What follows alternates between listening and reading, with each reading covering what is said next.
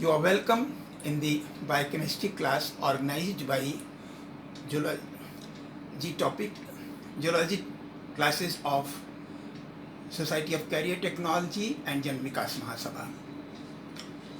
On the last time we were talking about water, the miraculous molecule.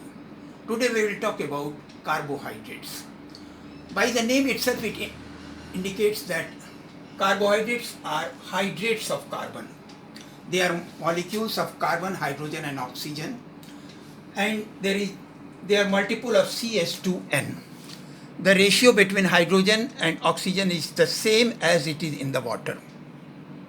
But there are some exceptions. You can see here lactic acid, it is also C3H6O3, but it is CH3, CHOH, COOH. It is not a carbohydrate. And on the other hand, you see deoxyribose sugar. It is C5H10O4. Here one oxygen has been lost. Even then it is a carbohydrate. So we will have to found another definition of carbohydrate. The recent definition is the carbohydrates are polyhydroxyl aldehydes or ketones or their derivatives, acetals or ketones. They are polyhydroxyl means many hydroxyl group, and there is at least one CHO or aldehyde group or ketone group. The smallest carbohydrate is glycoaldehyde, 2 carbon, one CHO and then CH2OH, but it is not found in living system. The carbohydrates found in the living system are of two types. One, the sugar, and other non-sugar. Sugar is sweet in taste, it is crystalline in nature. Non-sugar is not sweet in taste, it is amorphous. The sugar are of two types. One, the monosaccharide, they are made up of only one unit. They need not to be hydrolyzed during digestion. They can be taken by the cell as such. Whereas there are disaccharides which are made up of two monosaccharide units. Of course they are also sweet in taste and they are crystalline in nature. But the polysaccharides, they are not sweet in taste.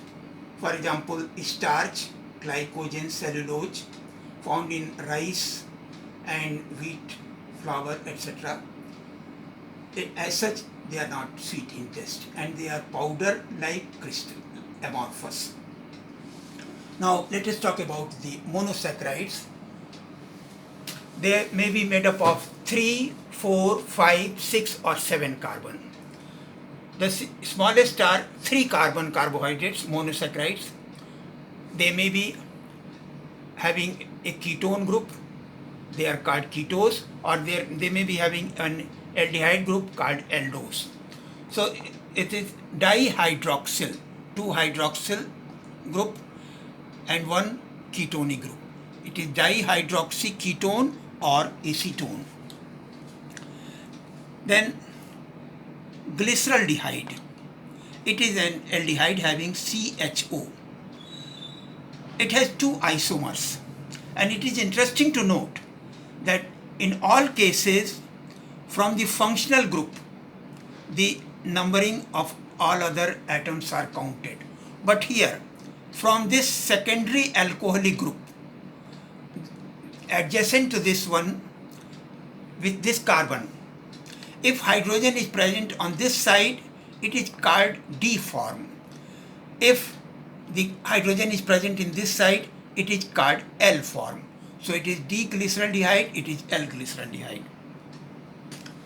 Now the 5 carbon sugar there are two most important ones found in protoplasm. One, the C5H10O5 ribose, which is a carbohydrate found in RNA molecule 1, 2, 3, 4, 5. One, the aldehyde group, fifth, the secondary alcoholic group, and in all the three, on one side we have hydrogen, on one side we have hydroxyl. And there is one more here at the carbon number 2. One oxygen is replaced. So it is called 2-deoxyribose. 2-deoxyribose. It is also a carbohydrate found in DNA molecule.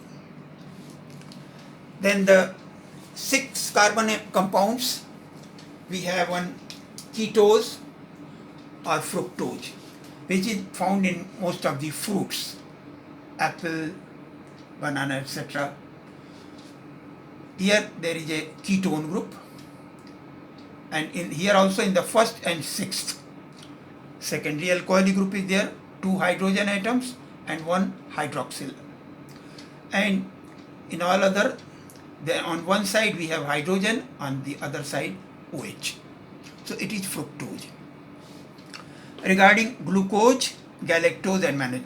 In glucose also, similar to the D-glyceraldehyde and L-glyceraldehyde, we have 2 isomers. In D-glucose, just adjacent to the secondary alcoholic group, with this carbon, hydrogen is attached on this side, so it is called D-glucose, and here with this carbon, hydrogen is on the right side, it is called L-glucose. One more interesting thing, the position of H and OH in these 4 atoms are important, and they make different isomers. The formula of D-glucose is 1,2,1,1. 1,2,1,1. If it is present on this side, it is called 1 position hydrogen, and if hydrogen is present on this side, it is called 2 position. So D-glucose is 1,2,1,1. 1,2,1,1. L-glucose is 1,2,1,2. 1,2,1,2. Similarly, in D-galactose, we have the formula 1,2,2,1. 1,2,2,1. In the mannose, we have 2,2,1,1. 2,2,1,1. So by this formula, you can remember the structural formula of glucose, galactose and mannose for all over your lifetime. You will not forget it. Then actually only 10% properties of glucose can be explained by this straight chain, and 90% properties are explained by ring formula, which are the Fischer formula and Haber's projection. Let us see that.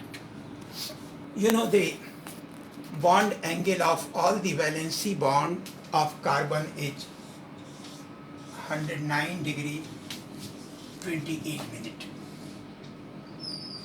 So actually the glucose molecule is not a straight chain molecule. Suppose this is one carbon, this is another carbon, then the third carbon will be at 109 degree, and then the fourth one will be, the fifth one will be here, and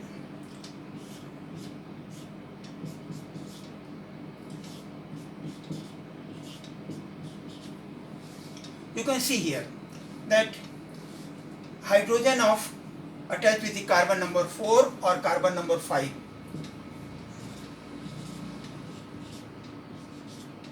they come very close to this oxygen atom, and oxygen atom has a strong electronegativity. So what will happen? Either this hydrogen or this hydrogen will be attracted towards this, and for this Fischer gave a formula which is called Fischer formula.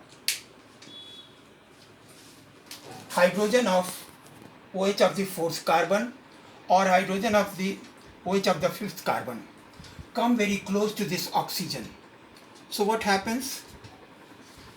This hydrogen is taken by this oxygen, and this oxygen will come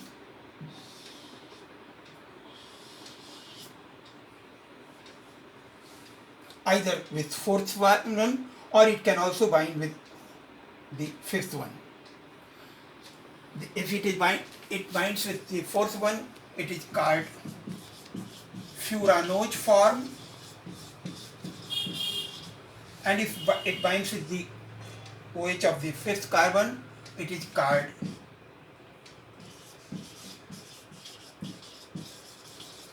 Pyranoge form. But this Fischer formula is not the actual representation. A better representation was given by Haworth.